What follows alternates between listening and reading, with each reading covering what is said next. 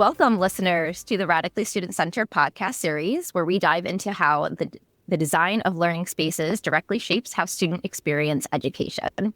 Today, we are excited to welcome Sarah Dirsa, principal at KG&D Architects, whose work is groundbreaking and thoughtful and student-centered around design. She is the lead for her firm's Next Gen Education, as well as the first female principal at KG&D Architects. She has played a key role in the success of award-winning projects and continues to lead the change in design and community impact. So Sarah, welcome. Thank you for joining us today.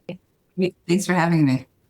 Absolutely. Let's jump right into, how you got involved in the, designing school communities and learning spaces. Yeah, great. So prior to joining KG&D Architects, I was at HOK in the St. Louis office, and I co-founded with Kimberly Dowdell the HOK Impact, which was our approach to corporate social responsibility. And that was looking at how design could positively impact communities. We were looking at kind of pro bono or reduced fee projects, donations, volunteer opportunities. And one of the things that we were charging each of the offices to do is to look at what was happening in our own backyard. So at the time I was living in St. Louis, HOK, our office didn't do K-12 education, but the St. Louis public schools were not accredited at that time. And I was like, well, that's really something that, impacts where we live, how children grow up. And I had a real interest in it. So when I moved back to New York and joined KG&D, that was a real driver of mine to work in schools and be involved in that change. Prior to that, I was actually a teacher when I graduated from college. I was an English major, and I thought I was going to get a PhD and teach English literature. So after that, I moved to Florence and taught English for a year. I had a lot of adult students. And when I eventually did go back to grad school for architecture, I was involved in a teaching program there too for architecture for young people. It was what it was called. It was teaching architecture to 4th to 10th graders. So those experiences really kind of shaped my understanding of how individual learners are and their different needs, and how the onus was on me to kind of tailor the way that I taught to make sure that they really understood the material. For example, I had a lot of adult students when I was teaching English, and some of them needed to improve in English to advance in their careers, to get a promotion that they hadn't gotten for a while. So that was really important to me, to make sure that they understood the material, to kind of tailor the way that I taught in a way that was clear to them, that they could, really see that progress. And so when I got into school design, that same thinking applied as well, that, all these different learning styles, the way that how individual it is, how, it's not a one size fits all for students. So that kind of put it all together. So you've been all over the place. You went from St. Louis to New York to Florence. I'm jealous New York of that. To St. Louis. Yeah, I'm from New York originally. So yeah. Okay. I was like trying to map this out in my head. Where all has she been? Yeah. That's where I go. Yeah. Yeah. That's where I go with it. So it's always interesting the path that leads someone to designing school facilities, and then to like what that is. But surprising that you went from teacher to architecture. So you understand it vastly different than most people doing design of educational facilities. Yeah, well, I think, you hear a lot about, right, people who are in education design started in education, or just, I know you started in education and went to furniture. So there's that real kind of tie to it, right? I think one thing that helped me going back to grad school for architecture was not having done architecture before and having lived in other countries. And so just really seeing how people live, and again, kind of tailoring things to different situations, right? Having those different perspectives, coming from different backgrounds really impacts the final result of the design. Absolutely. Yeah. And just having that experience, like we spoke about the adult learners versus the, student learners, and just the philosophy that we kind of landed on of, making sure that everyone is just having their best experience right in front of them, and how each learner is very individualized. So how do you take maybe like that philosophy and pedagogy into your projects when you are working with design communities and the decisions that you have to make ultimately? Yeah, I think it's really important to have these user group meetings in the beginning, right? So at KG&D, our tagline is listen, imagine, build. And we really lean heavily on that first word, listen. We don't know our clients' needs before talking to them. We don't know kind of their past experiences or their future goals, what they want to be until we ask the questions. And sometimes maybe they don't even really know, right? And we work through it together. But really understanding where they're coming from, what their pedagogical goals are, how they teach, how they learn. We've worked with Montessori schools. We're working with a Reggio Emilia school right now. We work with a lot of public and private schools that are just embracing next generation education. So seeing where they're coming from and how that's going to shape the classroom design versus the whole school design, that's really important. And meeting them where they are, right? So when we were talking before, I mentioned this story about when I was teaching in architecture school. We were working with fourth to 10th graders. The assignment was around resiliency and kind of how to design for natural disasters, right? So in the beginning, I was working more with the older kids, kind of helping them, and that was kind of a challenge on its own, right? Younger kids are way less, I guess, embarrassed about designs. Ideas just kind of come out and there's no filtering. And when you get a little bit older, that filtering comes into place, right? And so it was kind of pulling ideas from them a little bit more. So that was a fun challenge. But one of my colleagues was working with some of the fourth grade boys who just couldn't get them to focus, right? They didn't want to pick a natural disaster or kind of follow the assignment in the way that we thought students might. So I went over to help and it's like, all right, what are we going to do? What's the natural disaster that we're solving for? And they were like, evil alien attacking Earth, destroying the Earth. It's like, okay, all right. So what's so bad about that? What are they doing? And they're like, well, they're throwing acorns from space. And it's like, okay, well, it sounds like we need some kind of a net or something, or like a nut catcher, and just like totally rolled with it, right? Just, met them where they were. And the great thing was that they got really excited about it and they started being like, oh yeah, we could do this, and like building off of each other's ideas. So instead of trying to steer them in a way that, we thought that the assignment would be structured, just like, yeah, just roll with their idea, which is, we said it was like it could be a real tragic natural disaster. Not incredibly likely, but it could.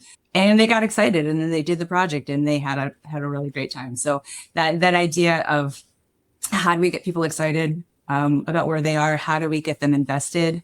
How do we kind of meet them where they are, make things that are just for them, that kind of really feel personal, right? Creating different size spaces, different zones, different number of people, kind of different colors and environments, things like that. That's what I get really excited about, that, going to transfer that excitement to the people who are going to be using the space. Well, I think too, right? At the end of the day, the biggest part of what I heard you say is regardless if it's aliens and acorns or zombie apocalypse, it's really listening at the end of the day and acknowledging where people are. And I think we have those conversations all the time where you're just like, in planning schools, teachers need to feel like they've been heard. While you may not implement everything that's been indicated is a problem, or you may not be able to address it in design or on our side with furniture or things like that, but it's listening at the end of the day and letting them feel heard.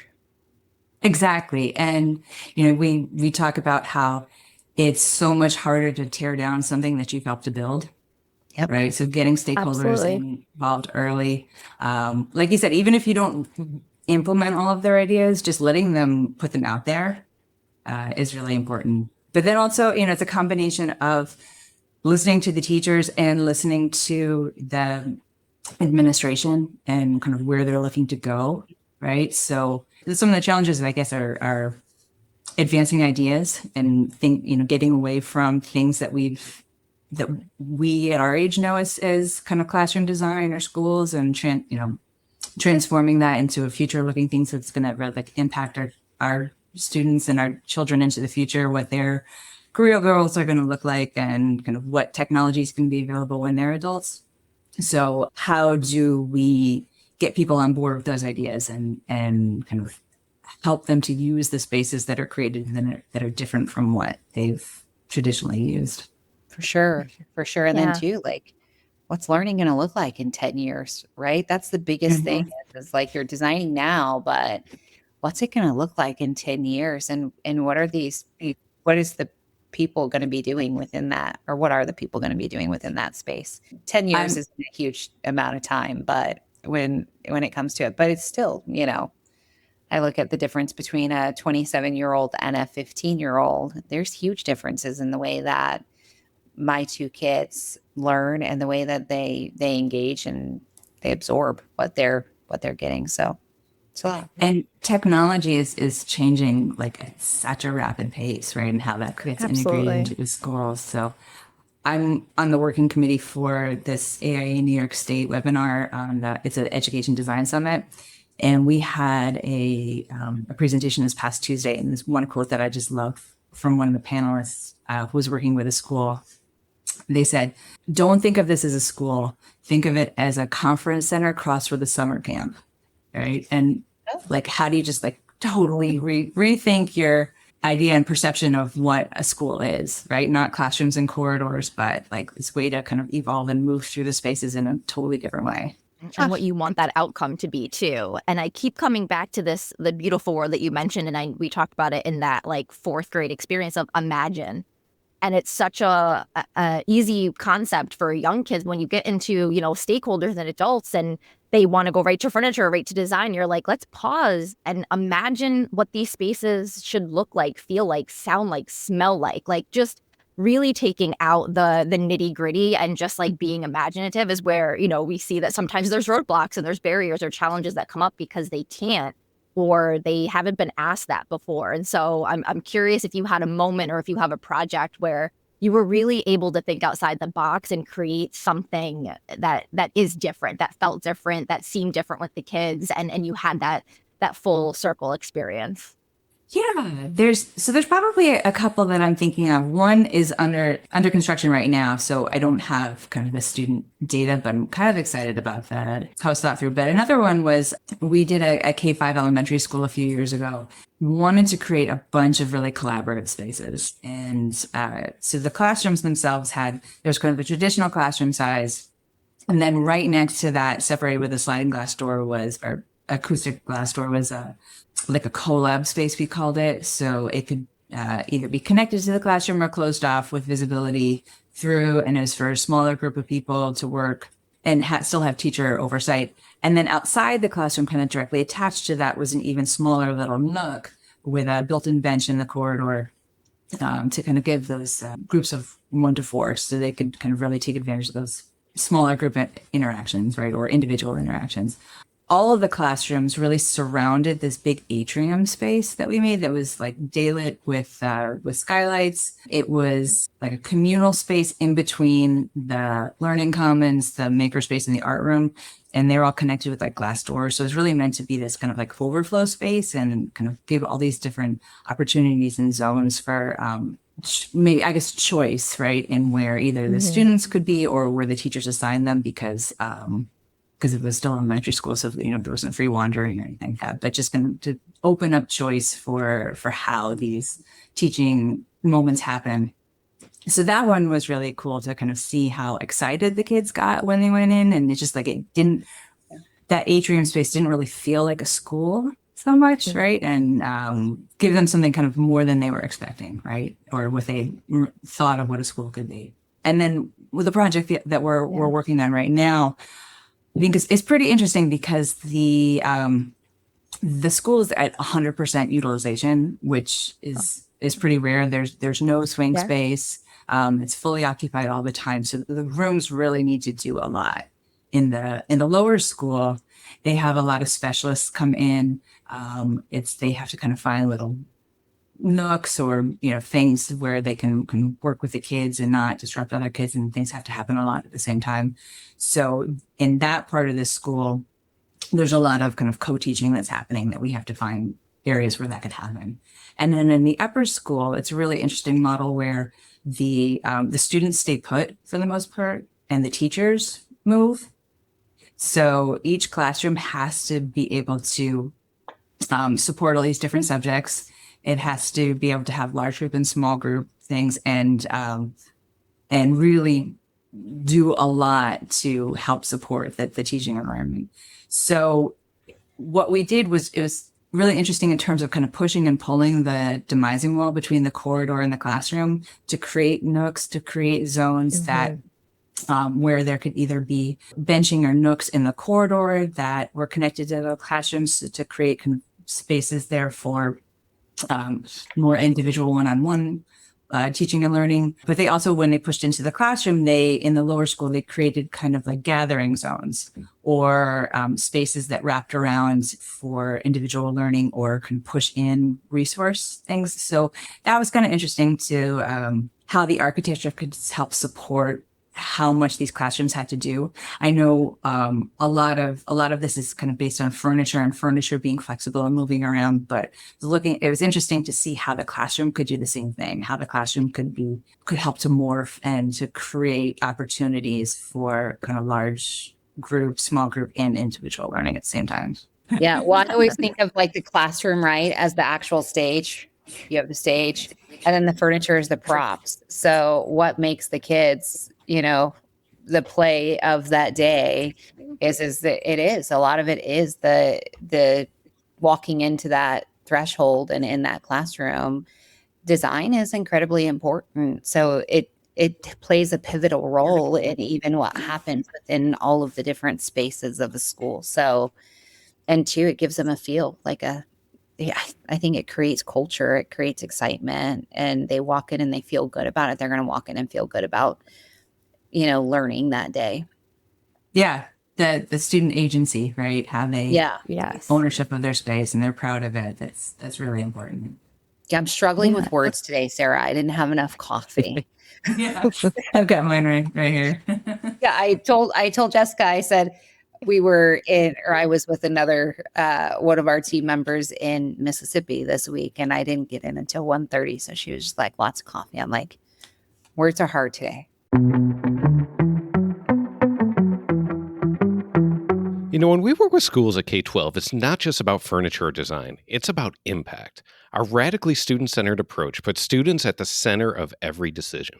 From that first conversation to the final walkthrough, we're focused on creating spaces that actually work for the kids, the teachers, and the community. So if you're looking to do more than just check a box on your next project, let's talk.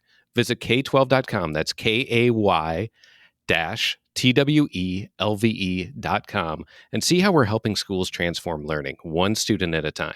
Because at K-12, it's not just about projects and furniture, it's about purpose.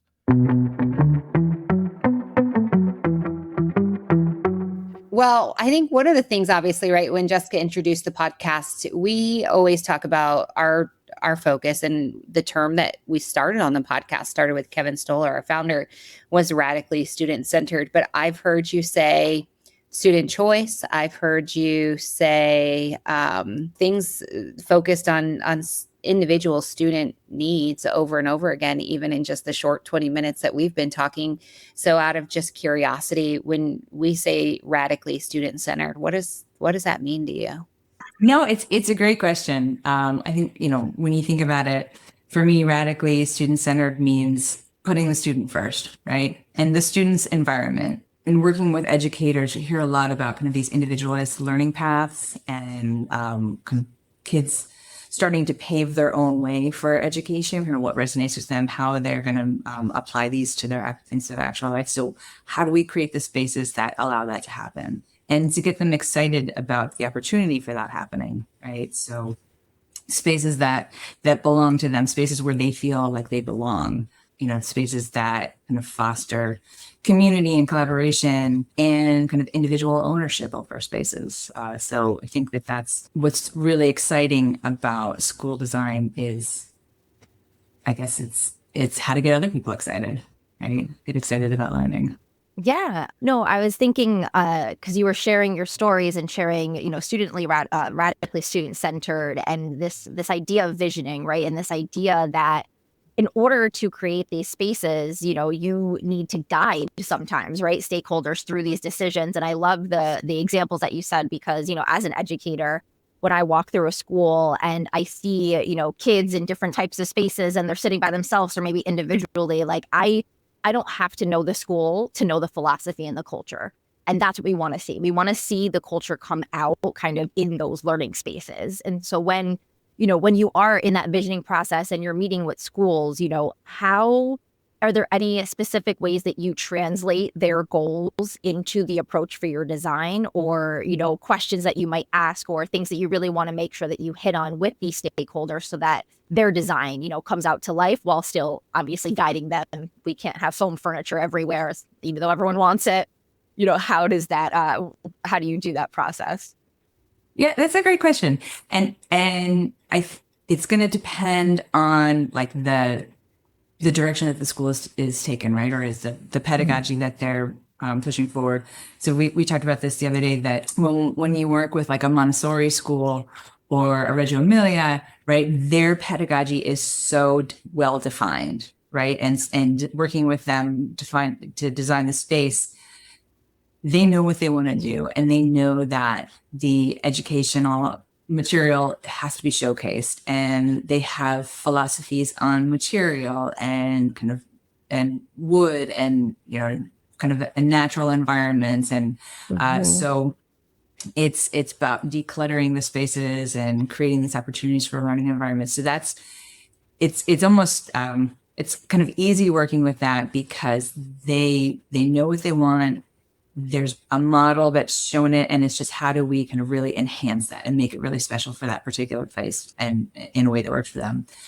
When you're working with a school that's still kind of defining where it's going, right, what the next generation education looks like for them, and if they've got a strategic plan and how they're kind of developing their thoughts around however number, like the C's, right? It started, I think, as 4 C's and 7 C's, right? Collaboration, communication, all those things, right?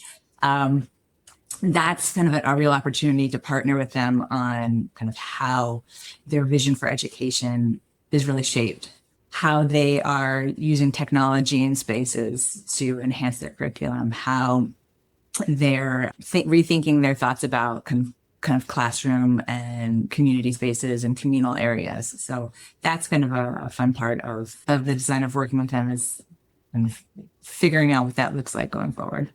Right. It's kind of like a puzzle that you're kind of creating together, because technology and then book bags, where you're going to put those, and cubbies and where they go, like these are, sometimes always afterthoughts. And so having such a clear vision process is just so important for the school to also put them at ease. There's so many decisions that everyone's making that as long as that shared vision and, we're leading towards that goal, then hopefully we can make those correct decisions. But I find that very fascinating, especially with your background in education. You probably come to it knowing like we got to get the ball rolling with some philosophical things too, or else this design is just not going to work out correctly. Yeah, but you brought up cubbies and backpacks. Figuring out those kind of what maybe like banal types of things really, or like storage, is like really important, because it takes up a huge footprint in the room. It really impacts the flow of how students move through the space, and how, if teaching is more seamless or interrupted with kind of getting up and down, stuff like that. So figuring out the storage and trying to be creative with that is really important. I'm always surprised. And I went to school yesterday and walked in and was like, what in the pack rat happened here? And you sometimes don't realize that not everybody learns in that type of space, right? The chaos of what's around them and what they're experiencing. I am a person who would not do great in that space. So I think that it's just, you naturally look at things like that. So there are incredibly important things. Well, as we like close up and we wrap up our conversation, I wonder, so we all have a one project that we think of in our career, one thing, right? Is there one project that you can think of that really made an impact in what you do on a day-to-day basis that's maybe impacted your path or has been instrumental in the way that you know, interface with clients or students or whatever it might be. It could be just like the smallest thing, Sarah. You just never know. Oh, that's a tough one. Maybe I'll pick one that's like completely different, right? That I guess I don't think about this one that often, but when I do, it's pretty cool. So this was back when I was at HOK, and it's not a school project. We had a corporate account.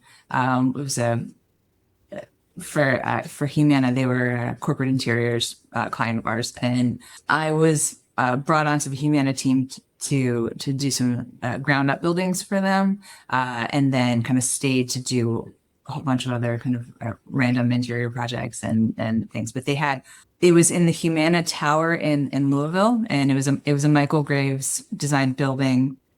So really cool. And the challenge was that the security booth was just too small for all the equipment that they had, because this was designed however long ago.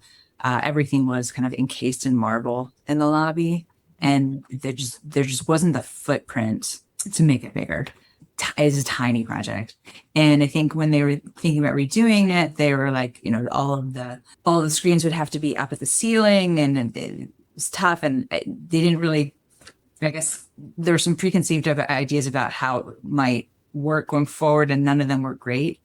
So it was a really nice opportunity to pause and step back and be like, is that really what we want to do? Right. And just going back to the kind of the banal things that might influence a project. It's like, I had done an auditorium before, and I knew that like viewing angles for people in the front row wants to be between like 19 and 21 degrees, right? So craning your neck to look up at these screens was going to be a real challenge. I said, well, what if we just don't do that? What if we kind of put them on the side and bump it out and build it? And it was just like one of those like, you're like, yeah, let's just do that. And so it was, again, like a really small project that didn't impact too many people. It was, you know, impacted like the two people who'd be sitting at the desk, but just rethinking some preconceived notions about what it should have been, and being able to like impact a Michael Graves building was kind of neat. So yeah. Yeah, there's always that one project. It was years ago, but we were at a conference, I think. I don't even remember what it was, and everyone was sitting around talking of like, what's your claim to fame, right? And one was like, I designed the stairs I did a redesign of the stairs in the Coronado building in San Diego, right? The round staircase, that's like the signature building or the signature staircase. And then another lady goes, well, oddly enough, I used to design fountains, and I designed the fountain at Bellagio. And so sitting around in this group of architects, you're sitting there thinking, I'm like, you design fountains like a water fountain? And she's like, no, ding dong, you know, like real fountains, like. I'm hoping still to this day that I was several drinks in, but you just never know, right?